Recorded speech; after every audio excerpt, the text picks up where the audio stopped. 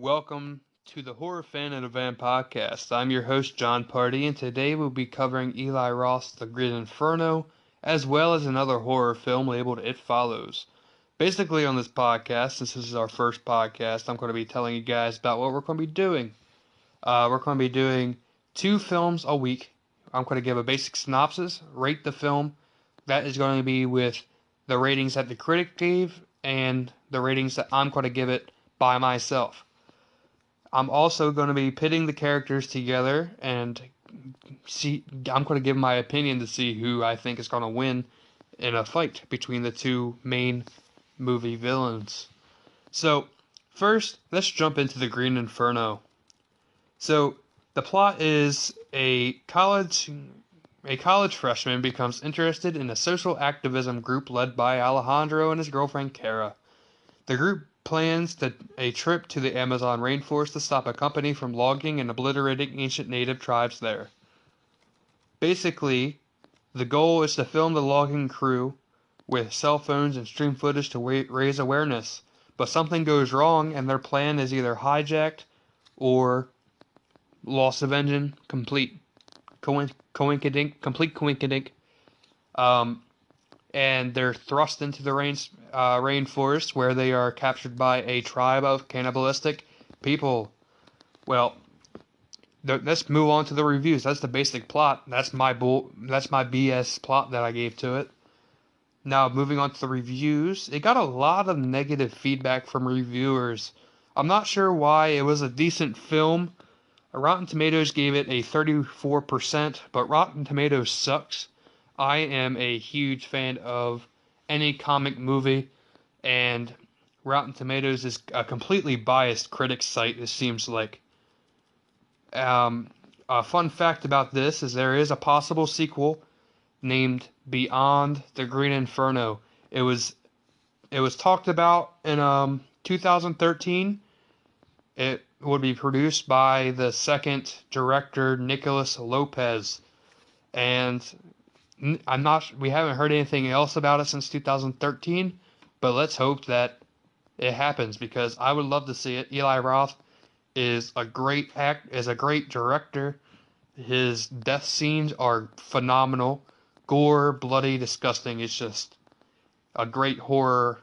He's a great horror director. Now, this film starts off like pretty much every horror film, it seems like. It's slow during the start, but once they start, it speeds up rapidly and things start going downhill. But the death scenes in it, when the deaths happen, most of them are kind of towards like almost the middle, but not in the middle. It's towards the end of the first part.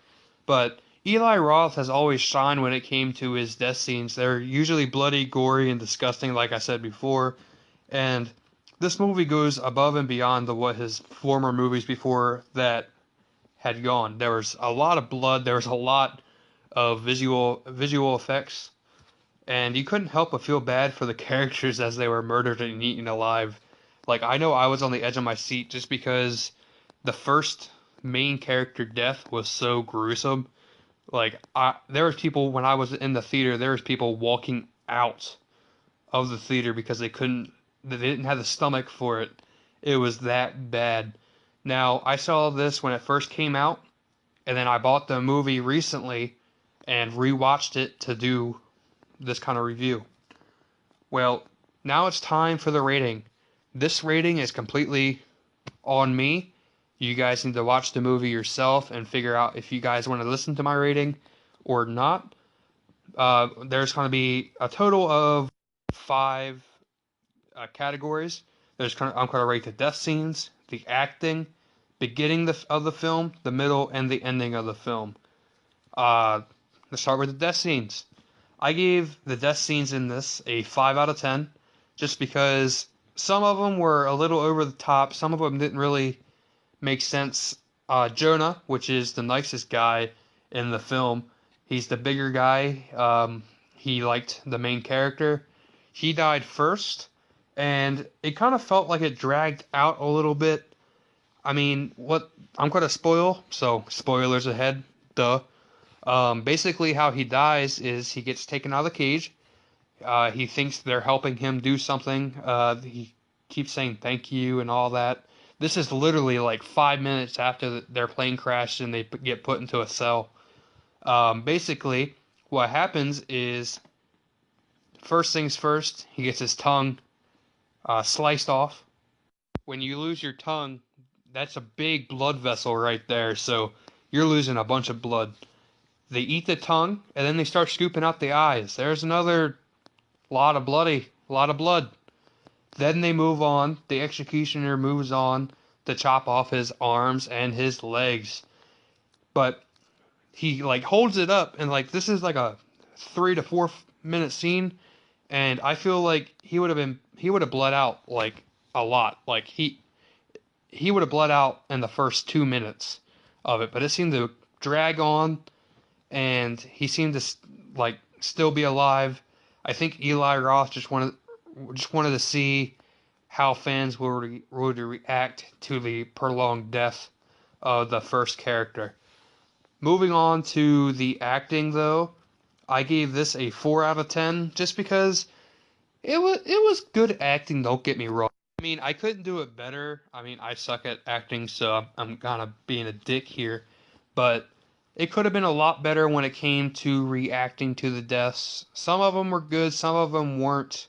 I kind of felt like the acting was good. It was just kind of the writers on how they kind of talked or how they wrote in how the people were supposed to act.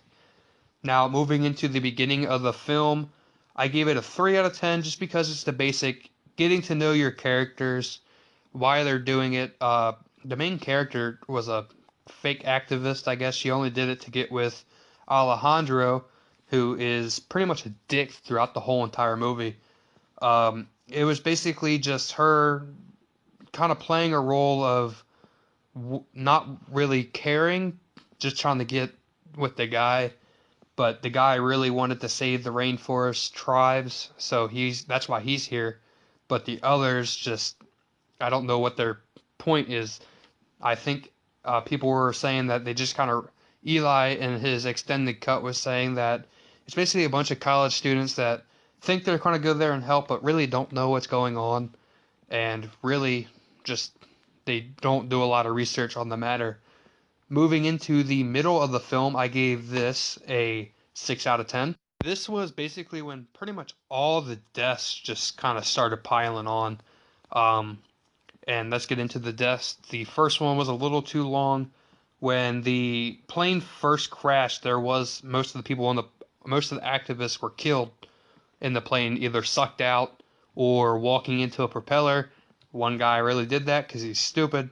But once they all get captured, the first person to go is Jonah, and his is the longest kind of death, I believe. The longest shown death that was in the film. And don't get me wrong, it was great effect. Like the prop and kind of, I guess their costume creators really did a phenomenal job with or FX people did a really phenomenal job on the gore and how how they kind of effectively pulled off this little effect shot that they had. Um, Now Alejandro, he going back to when I said he was a dick throughout the whole entire film, he actually is the reason why one of the characters died. Every time they tried to escape out of the cage, they would shoot these kind of sleeping darts or poison darts. Well, Alejandro takes one of those, and after one of the girls kills herself because she can't handle seeing the fact that her girlfriend was just killed and skinned and turned into a bowl, pretty much. Which, going back to that, they finally got to escape. The girl escaped. She got to the canoe, and then it cuts back to the cell. And I'm guessing like a couple hours later, kids come in with a bowl of pig fat and pig scraps, and the girl drinks and eats all the stuff in there, sees skin on the bottom of it and has a tattoo, and then she looks around. Kids are playing with the skin of the girl that ran to the canoe, And I thought that was a good kind of tie-in to the fact that we all figured that she was going to die anyway.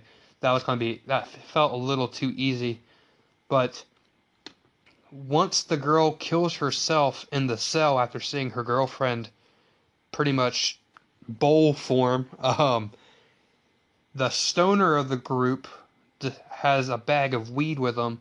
They stuff that down the girl's throat and pretty much hope that when they put her in the oven, she'll the weed will kind of burn up and get all the tribespeople hungry or tired and pass out.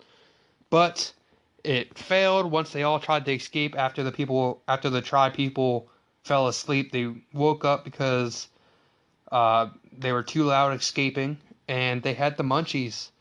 Well, Alejandro takes the poison dart and stabs the stoner so he can't move anymore. And all the tribespeople surround him and start eating him raw. Like, he's not killed before. He's like, they're suffering. It's like a zombie apocalypse happening right there. Now, they're going back to get or actually, I am so sorry. I am working on a couple hours of sleep, and this is the first podcast, so there's a lot of mistakes going to be made.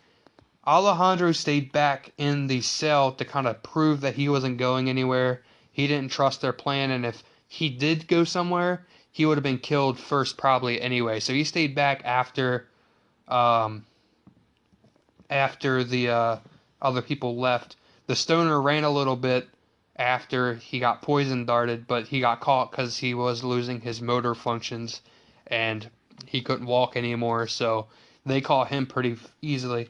Back at the plane, they're looking for a phone, a satellite phone, so they can call.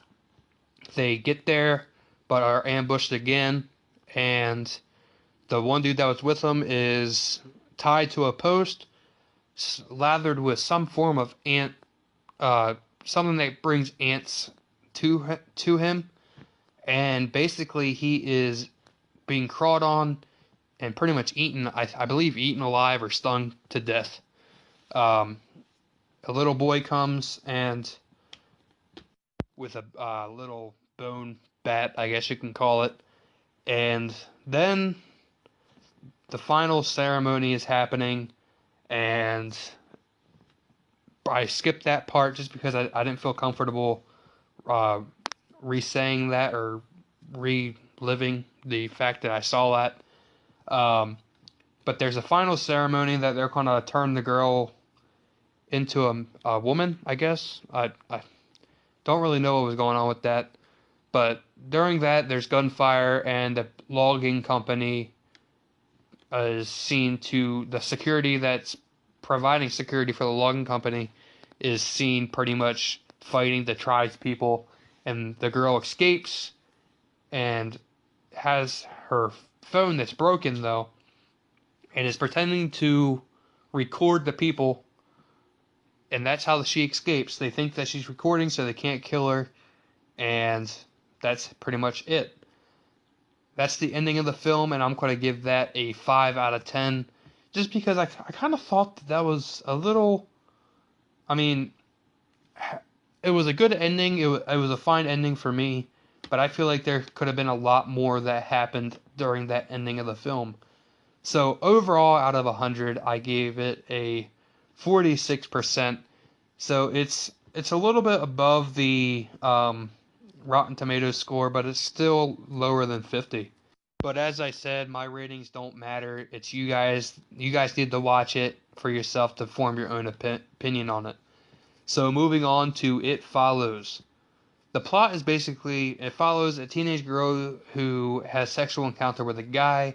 The guy has this paranormal entity that's stuck on him, but once you have sex, the entity goes to the person that you had sex with, and when they have sex, it goes to them. But the kicker is, if that person that you had sex with dies, it goes back to you, so you kind of have to have sex like every time. So yeah, it's pretty much like a paranormal STD. And you know what they say about paranormal STDs. I don't know. I was hoping you guys could tell me.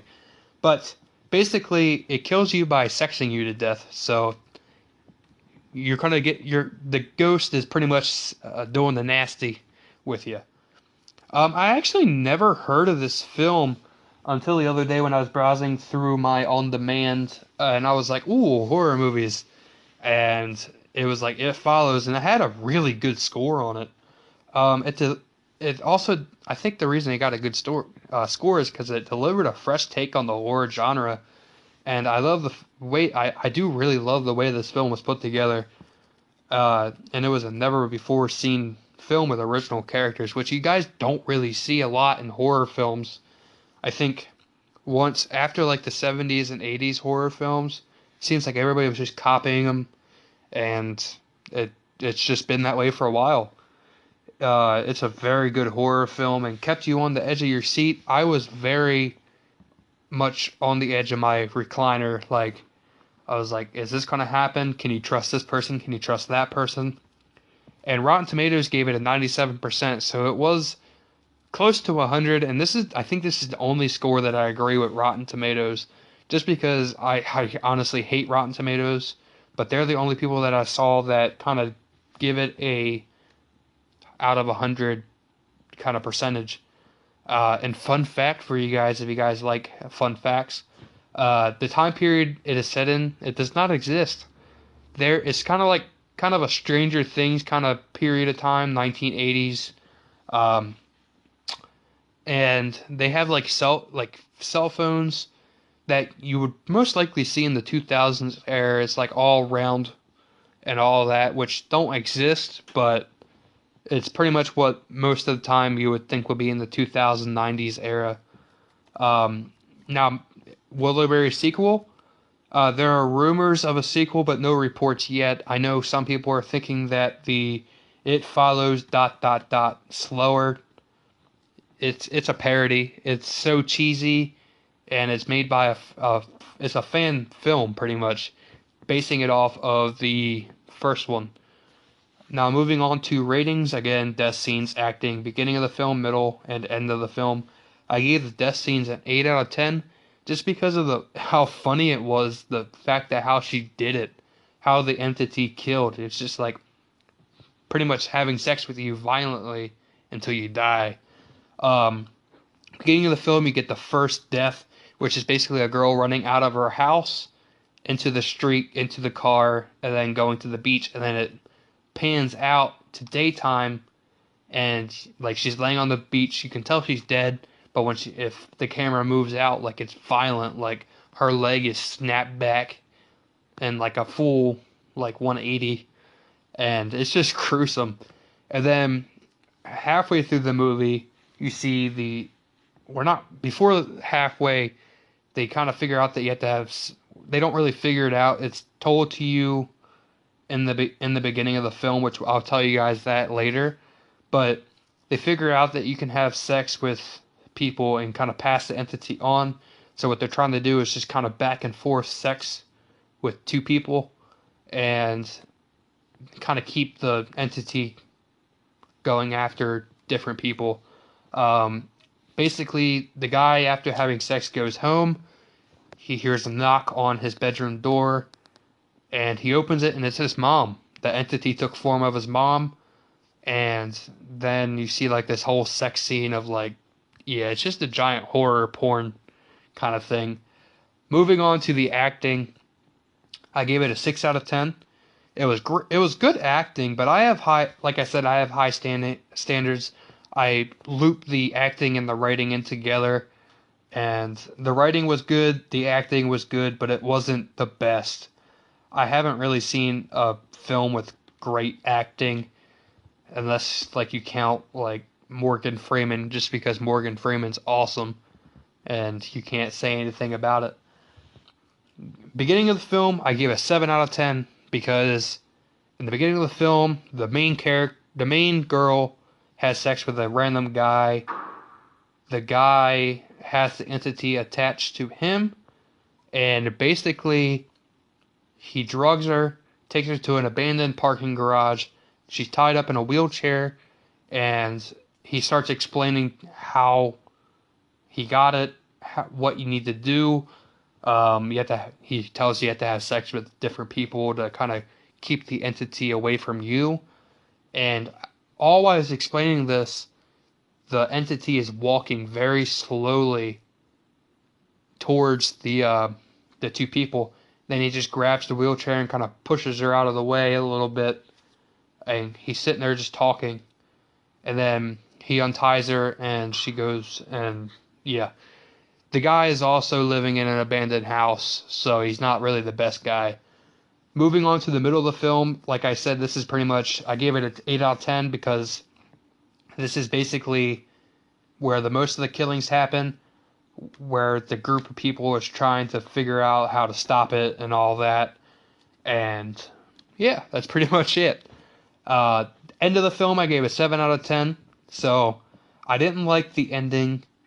You finally see what the entity really looks like, and pretty much it it can have no form, so it can be invisible, which I'm not sure why you wouldn't want to be invisible all the time if you're going around haunting people. But they're at a beach, and like all you see is like the hair being pulled and all that. So I think they ran out of budget for that, but they did a really fairly good job with doing it. It had a very creative way. So out of 100, I'm going to give this a 72%. I really enjoyed the film. I didn't think it should have got like a 90 something on it. Just because there were some, they did run out of budget, which I hope that if they do make a sequel, they have more of a budget to do more stuff. But now for the moment that I've been waiting for, see how this turns out, the horror battles of the week. So in this, we're going to pit the Executioner from the Green Inferno versus It from It Follows. My reasoning about choosing this is just because who I believe is going to win, and I'm going to go with It from It Follows. I mean, it's a paranormal entity going after a normal human, which isn't as smart as regular people. He hasn't had schooling or all. I believe what he would try to do is, like, after it's passed on to him, I believe he would just see the person walking towards, he'd go up, try and put it in a cage, and boom, he's dead. Like, I feel like that's how it's gonna work. Like, he's not the smartest. Alright, and as well as having the Battle of the Week, we are going to give you the top 5 horror movies that you guys should probably watch. And the top 5 is going to be Don't Breathe, Lights Out, The Shallows, Sinister 1, and Pet, which now we're going to go and give you a full synopsis pretty much, or not a full synopsis, kind of half-assed synopsis of each one. So moving on with Don't Breathe, it's basically going to center around 3 trapped thieves who try and rob a blind guy. They're going to try and fight for their lives after breaking into his home and trying to steal money that was pretty much he won in a settlement, I believe. Moving on to Lights Out, however, we have a film that it's pretty much a supernatural entity reemerges to terrorize a woman and her 2 children when the lights go out at night. It's basically the paranormal entity has a disease which it can't step into sunlight, it can't be around light, and if it goes into light, it burns pretty much to death. Now, The Shallows, even from the trailer, you could tell it was going to be a good movie. The trailer didn't give too much away. You knew what was going to happen, but it didn't really show like any of the battle pretty much. But it's not even really like a battle. It's basically man versus shark. It's a girl is stranded on a giant rock 200 yards from shore. And she must fight for her life as a great white shark circles her and it's feeding ground. She's basically stuck on this rock after being stranded on our surfboard pretty much. And this is a really good film. I enjoyed it.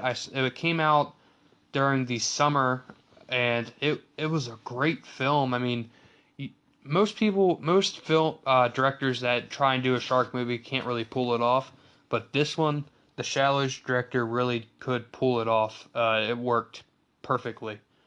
The fourth film is going to be Sinister, which is a true crime novelist, and his family become the targets of a supernatural entity when he uses found footage to unravel the murders of his home's previous occupants. This one, the second one didn't really do it for me, but this one really did. It was a really good film. Basically centers around a paranormal entity that kind of uses children to kill their parents and give him power, pretty much.